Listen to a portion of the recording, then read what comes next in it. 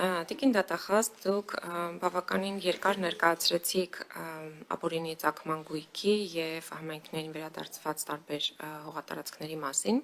Ես պրակտիկ եւ երկու օրինակով ուզում եմ ձեզանից հետաքրքրվել, արդյոք այդ գործերի հետքերով գնացել եք եւ արդյոք այդտեղ որևէ կոռուպցիոն բնույթի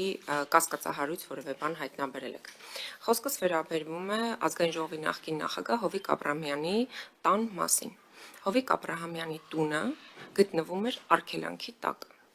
Այդ ոնց եղավ, որ արգելանքը ոնց հանվեց, ոնց վաճառվեց, ինչ հանգամանքներում,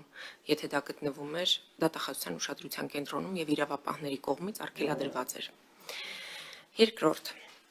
Golden Palace հյուրանոցը, իհարկե նվիրատվությամբ, ես դրա մասին ամեն անգամ խոսում եմ, նվիրատվության ճանապարհով պետությունը վերցրել է 15 միլիարդ 800 եւ այլն դրամով։ Այսինքն այդքան է գնահատվել պետության կողմից նվերի գինը։ Բայց այդ նվերը 2.5 տարի հետո 5 միլիարդ դրամով է վաճառվել, ընդ որում վաճառվել է մարելու տարբերակով։ Ամեն տարի մի միլիարդով պիտի գործարարը մարի, մյուս տարի լրանում է վերջնաժամկետը։ Այսինքն ուզում եմ հասկանալ, այստեղ պետության ահռելի կորուստը, որ կրել է տվյալ դեպքում, արդյոք դատախազության կողմից որևէ կերպ ուշադրության արժանացել է։ Երրորդ հարցս վերաբերում է հայտնի այն գործին Սամվել Վարդանյանի, որի մասով բոլոր պետական պաշտոնյաներին իրավասու ես ուղղում եմ։ Սամվել Վարդանյանը ավտոբուսի մեջ վիրավորեց քաղաքացիական պայմանագիր խմբակցության արդեն նախկին պատգամավոր Հակոբ Ասլանյանին։ Վիրավորանքի համար արդարացվեց, խուլիգանության համար պատժվեց, ընդ որում հրատապ կալանքի տարակ,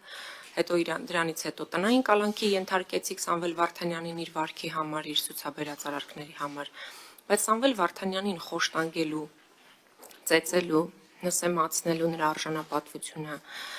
բռնության ենթարկելու մասով այդ գործը ոչ տեղից չի շարժվում։ 1 տարի քննություն է գնում։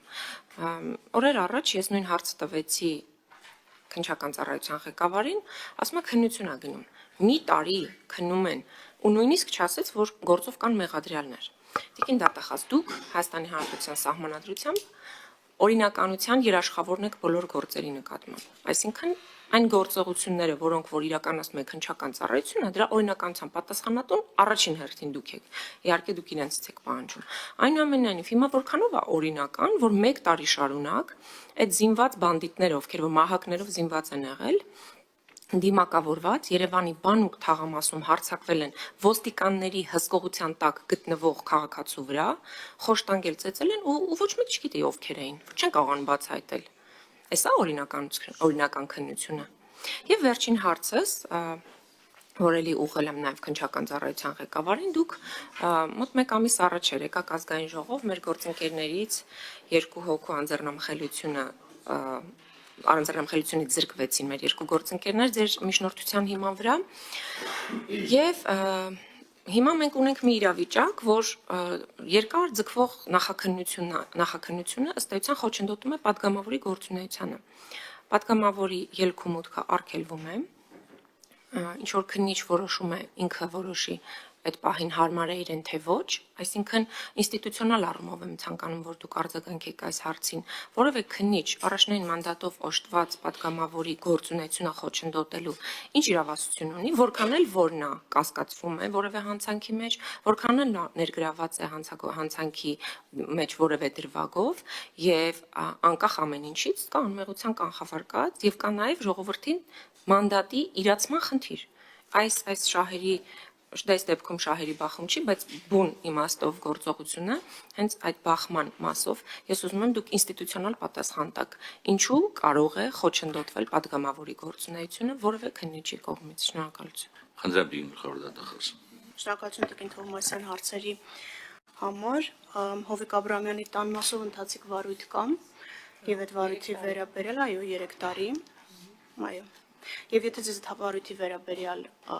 որևէ տեղեկատվություն հետաքրքրում է, կարող եք գրավոր դիմելու ստանալ, բայց հաշվի առեք, որ տեղեկատվությունները շատ փակ են եւ ես ավելի քիչ եմ հանդիպում լրատվամիջոցներում նախաքննական գաղտնիքի տվյալների առկայություն, ինչը ինձ ուրախացնում է, դա նշանակում է, որ նախաքննական մարմինները շատ ավելի ուշադիր են իրենց կողմից արկա տեղեկատվությունը,